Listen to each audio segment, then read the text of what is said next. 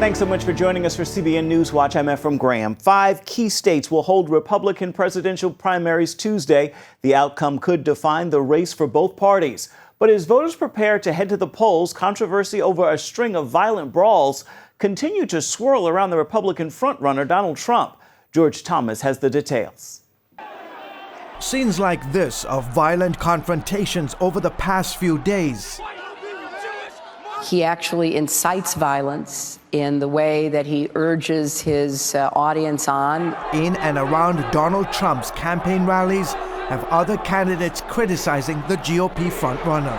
Trump has got to get on the TV and tell his supporters that violence in the political process in America is not acceptable. End of discussion. But Trump has refused to take responsibility for clashes at his campaign events. This was the scene at a rally in Ohio Sunday as Secret Service agents rushed to protect the Republican frontrunner after a protester stormed the stage. At rallies throughout the weekend, you have one of these other people. Get him out of here. Go ahead. Get out. Get out. Bing, bing. Get him out. Trump was constantly interrupted by hecklers. He insists outside agitators are to blame and pointed some of the blame at Sanders supporters. And indeed, many in Sanders supporters did show up.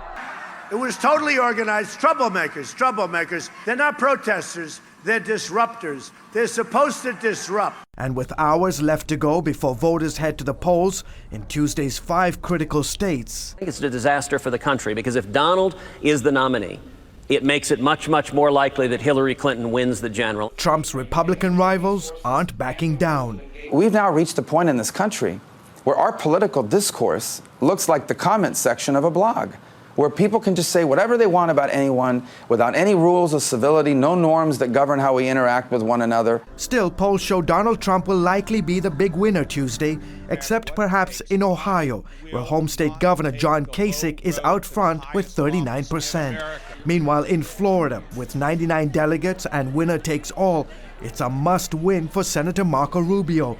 But a CBS poll has him currently in 3rd place. Experts say a defeat in his home state would likely kill his campaign. And on the Democratic side, as millennials, your voice is important. You're the ones who will decide this election. A fake campaign commercial from Saturday Night Live. And luckily, I, Hillary Clinton, share all of your exact same beliefs. Showing the front runner, played by Kate McKinnon, slowly and literally transforming into rival Bernie Sanders, just to win more young supporters. I'm whoever you want me to be, and I approve this message. I'm trying here, guys. Jokes aside, Clinton is hoping to add to her lead in the delegates, as polls show her ahead of Sanders in all 5 states. Whatever happens, the outcome of Tuesday's primary will be critical for both the Republican and Democratic candidates, and the results are almost certain to shape the dynamics of the race. George Thomas, CBN News. Turkish warplanes are hitting Kurdish rebel targets in northern Iraq after a terror attack on the streets of Ankara. A suicide car bomb killed more than 30 people and wounded about 125 others. The bombing attack happened in the heart of the Turkish capital. It is the 3rd one in the city in 5 months. It comes as Turkey faces renewed fighting with Kurdish rebels, threats from the Islamic and Syrian refugee crisis. Meanwhile, in Africa, Al-Qaeda is claiming responsibility for attacks on a beach resort town on the Ivory Coast. At least 14 civilians and 2 security forces died. 6 attackers carried out assaults on 3 hotels, opening fire on beachgoers. It is the 3rd terrorist attack on an African resort center in the past 3 months. Israel appears to be developing some new alliances in spite of the dangers in the Middle East. As Chris Mitchell reports now from Jerusalem, the development could be good news for the Jewish state.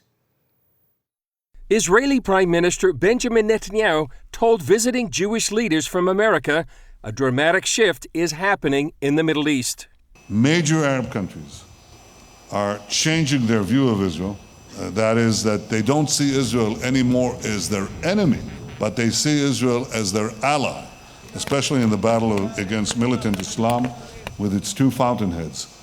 The militant Islamists led by Iran and the militant Islamists led by Daesh. That new relationship was evident when major Jewish leaders from America met with the presidents of Turkey and Egypt. There's a wind of change in the region. I think there are new opportunities. Malcolm Hoenlein led the Jewish delegation to Cairo and Ankara. The difficulties and challenges of the region, terrorism, the ISIS threat, the role of Russia and Iran and others in the region are driving countries to reassess their relationships with Israel. And I think they've come to see that Israel has a lot to offer, whether it's the problems of water or agriculture or fighting terrorism. Hoenlein says Arab leaders told him the West has left a leadership void in the region as Arab countries face daunting challenges. Some of them see the absence of the West in the region and cite that, feel that there's a vacuum, and they're looking to find solutions within the region to some of these challenges, and also seeing the involvement of Russia, which different countries see in different ways, but all express concern about what will happen with Iran post the deal with the influx of $100 billion. What role will they play in destabilizing the region? Hoenlein says in the midst of these challenges, they see Israel as an ally. There are ways that we can be of help, and I think building relationships with Egypt, with other countries, with the Gulf, with Turkey, and helping move them in the right direction. Again, it won't be an instantaneous change. There are opportunities, though, to counter the extremist forces, because all of them see that they are endangered by it as well. Chris Mitchell, CBN News, Jerusalem. Scientists are fighting against the Zika virus with a controversial new method. They want to release genetically modified male mosquitoes carrying a deadly gene. It would make their offspring die before they're old enough to bite. The FDA says the modified mosquitoes are not dangerous to humans or the environment. And in Brazil, scientists are already using these mosquitoes. But critics worry about the side effects.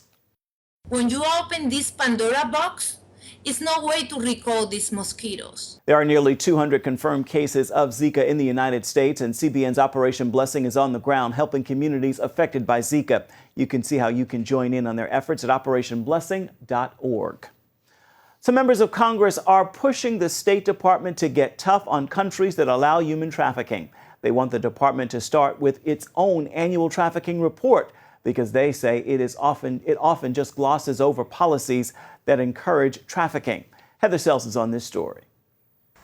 Those who fight human trafficking say it's very clear. Countries that allow prostitution create a greater demand for human trafficking. That's why it's a problem when the State Department's annual report card on trafficking virtually ignores the legal sex trade. A bipartisan group of lawmakers wants to change that. Our concern is sometimes it can be pushed away a little bit by our State Department when they want to pursue diplomacy with a certain nation. They might feel like bringing out the truth of what's going on with human trafficking might hurt diplomacy. If Congress passes this law, it will affect countries like Spain, which right now receives a top rating from the U.S., despite the fact that the purchase of sex there is legal, and the Spanish government itself estimates that as many as 1 million purchases of sex are made every day. It's really troubling. A country of about 47 million people who live in Spain, and yet 39% of men there say that they've purchased sex. 39%. It's just an unfathomable number. Sponsor Randy Holtgren says U.S. influence matters and can encourage countries to improve their record. And if his efforts save even one child, he says it's all worth it. Heather Sells, CBN News. Hundreds of fans and friends attended a public memorial service Sunday for country music singer Joey Feek. It was hosted by gospel legends Bill and Gloria Gaither and held in a high school gym in Feek's hometown of Alexandria, Indiana. Her husband and music partner Rory Feek shared on his blog this weekend about the private service held for his wife last Tuesday. Rory laid his wife to rest on their farm under a grove of sassafras trees. Joey died March 4th after a 2-year battle with cervical cancer. Rory recently wrote on his blog that Joey is now in heaven singing for her Savior. Coming up, the liberal former Fox News host who almost drank himself to death because of George W. Bush. Bob Beckel explains why he should be dead and what kept him alive after this.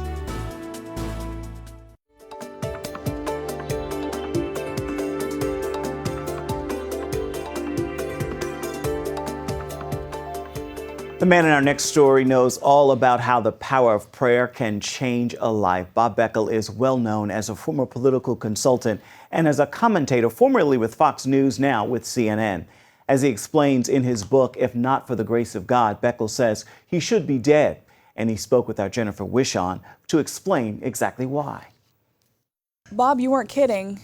You really should be dead. I really should be. Yeah, I've been shot and stabbed in a couple of car wrecks where people died. Everybody died except for me, and God knows how many overdoses of drugs I've taken. In his new book, I Should Be Dead, Bob Beckel explains how he survived politics, TV, and addiction. He took his last drink and drug on January 19, 2001. The night before George W. Bush's first inauguration. Beckel was mad it was Bush, not Gore, who was heading to the White House. And I went down to a biker bar in southern Maryland, and I was at the bar trying to pick this woman out. It was very attractive. And I felt something behind me, and I turned around. Her husband was there with a .45 caliber right in my face, and he pulled the trigger. And it didn't go off. He hadn't chambered the bullet. Somebody grabbed him from behind, and it blew a 3-foot hole in the ceiling. So they threw me out in the parking lot, and just before I passed out, I remember saying, God, I really don't believe, but if you do exist, that's the last drink I'll ever have. He woke up in the VIP room of a Washington psychiatric ward. To add insult to injury, he could hear Bush's inaugural parade while lying in his bed. The story of Beckel's self-destruction to that point is extraordinary. One of only 2 photos in his new book include his father, a brilliant man who was also a drunk. I came from a dysfunctional family, very dysfunctional, and my father used to find great humor in throwing me down the stairs. And, you know, back then, you went to school and you were all beat up and nobody said anything. Bob's passion for politics started as a young boy, first in 1960, watching his father support John F. Kennedy, and later with his dad's involvement in the civil rights movement. Ironically, it was the beatings from the hand of his dad that taught him to thrive in Washington. As a survivor, you learn how to talk fast, cut deals, lie when you have to. Perfect training to be a politician, you know. So when I got out, I did very well in the business, and in Capitol Hill is full of survivors. The problem is if you don't turn and face your demons, it's going to catch up with you. You arrived in Washington on your birthday, 1972, with very little money, absolutely no prospects. 5 years later, you're sitting in the Oval Office briefing President Carter.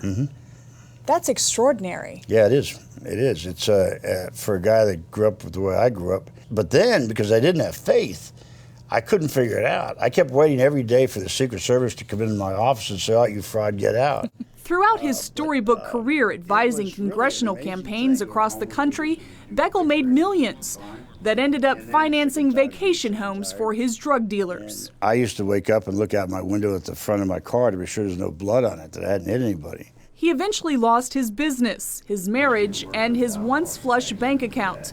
There at his lowest point, sitting on a rock in the middle of a field in Maryland, Beckel called out to God. God, I don't know if you exist, and this is probably the worst thing for me to do, to ask you the first time out, if you could help me with some money, but I need money really badly. And this was out a mile back on a dirt road. Next day, I went out to the mailbox, and always junk mail. Nobody ever sent me anything. And I opened it up, and there was a letter addressed to me. And there was a check inside for $20,000 from a guy that owed me that for 15 years. So I hurried down to the bank. I said, "Is this any good?" And he said, "Yeah, it's good. It's fine. We'll put it right in."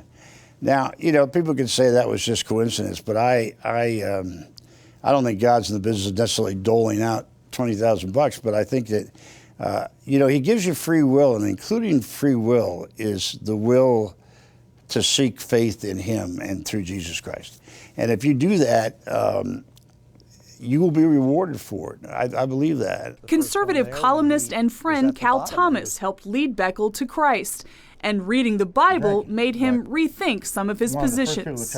When I came to faith, I was on pro-choice boards, you know, and I dropped off of those because you couldn't read the Bible and be pro-choice. But he still considers himself a liberal Democrat. I still believe that there are, you know, tonight someplace in this city, a child's going to be born to a crack addict mother and someplace tonight in this city, in the rich suburbs. A white kid will be born to wealthy parents, and I just don't believe they have an equal shot at life. And unless and until I'm confident that everybody has an equal shot at the American dream, then I'm going to remain a liberal in the sense that I do believe that the government has a responsibility, along with charities and others, to help that child till they're 18 years old. Now he works with addicts, leading interventions to get people into rehab. It's important for me because it keeps it green, you know. It reminds me of what it was like. It's become his ministry.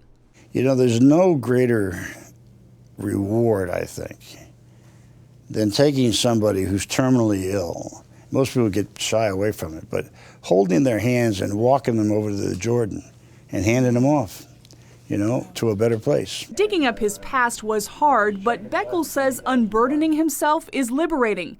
Now more than ever, he's reveling in a life that's joyous, happy, and free. There was a huge hole in my stomach, you know, that I kept filling with drugs and alcohol. And now I fill it with God, and it's a much better way to go, and he won't make you sick, you know. Jennifer Wishon, CBN News, Washington. Up next, meet a couple who dreamed of adopting a child and see how the internet helped to make their dream a reality.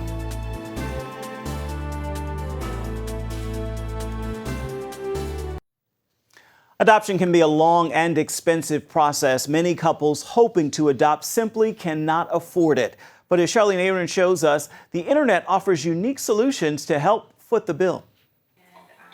Randall and Kelly Nichols knew from the time they married that they dreamed of adopting. It's kind of always been. Yeah, I mean, when we were dating, we talked about how one day we wanted to adopt. After several years and 3 children of their own, the dream still remained. Initially, they planned to adopt a special needs child within the U.S. That all changed when they saw a picture of a little girl in China named Isla. When I saw they posted her picture, and I knew this was our daughter. Bringing Isla home, however, would be a challenge. We did not have money for adoption. We did have enough for a domestic adoption, and that's why we kind of started there. But when we saw the cost that would be involved with an international adoption, we just thought, man, there's just no way we can do this. While U.S. adoptions cost up to $26,000, an international adoption can run from $35,000 to $40,000. The Nichols tried various ways to raise the funds needed to bring Isla home. We did a number of different things with yard sales, and we made T-shirts and sold bracelets and, begged our friends. When praying about how to proceed, the Nichols turned to the popular crowdfunding site GoFundMe. Hi, we're the Nichols family, and this is our adoption story. We had to trust God for every dollar, no matter, what the dollar amount, and we knew that we couldn't do it alone. GoFundMe allows people to contribute online to causes they believe in. There have been more than 3,000 adoption-related fundraisers in the last 4 years, raising more than $6 million. Their campaign started off slow, then began to pick up momentum. Friends, family, and even strangers contributed more than $40,000 toward their adoption effort, something both Randall and Kelly found very humbling. What we saw was there were some people who gave multiple times. Right. Sacrificially, too. Yeah. Not like, this is extra money that I can give. Like, we're going to go without something to give you. Like, single mom, taking care of her mom and daughter, giving us, $500 every time we turned around. After an 18-month journey, the time finally arrived to meet their little girl face to face. She reached for me. I wanted her to come to us when she was ready, and she reached for me. I couldn't stop crying, and it was kind of hard to, just be in the moment without, feeling a little bit out of control. At their homecoming, supporters greeted them with love and fanfare, many calling Isla a celebrity. There were probably 20 to 30 people at the airport when we got there, at 11:30 at night. Signs and everything. Yeah, just to celebrate. The Nichols admit raising a child with special needs is challenging. Isla has a heart condition that has led to 1 open heart surgery. and she's set to undergo another procedure soon. Still, her parents say that all pales in comparison to having her as part of their family. It's hard to think of it because the joy that she has brought us is so far outweigh the challenges. Charlene Aaron, CBN News. Such a beautiful family. Stay with us. We're coming right back.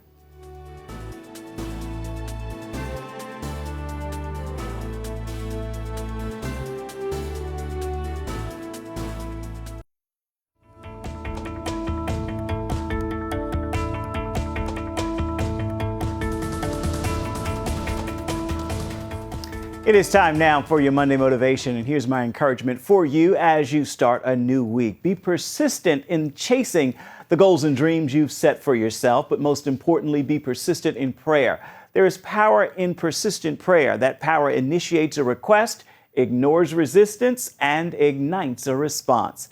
That inspiring lesson was shared with me this weekend. I thought I'd pass along that word to you today. Make this a marvelous Monday.